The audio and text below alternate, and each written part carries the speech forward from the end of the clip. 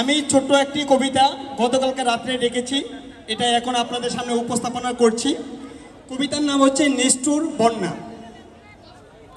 ও আমার নরসিংদীবাসী, সবাইকে জানাই, বাংলার মানুষ বাড়ছে এখন ভারতের বন্যায়।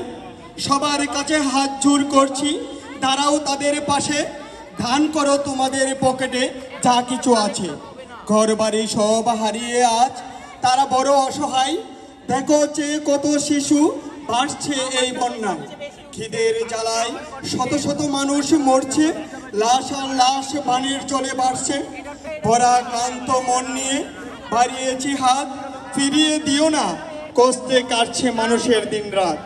চারিদিকে হাহাকার, শিশুদের কান্না, কেড়ে নিয়েছে অনেক প্রাণ নিষ্ঠুর এই বন্যা। খাদ্য নাই, বাসস্থান নাই, নাই কোনো চিকিৎসা। দুর্যোগ মোকাবেলায় আল্লাহর উপর ভরসা।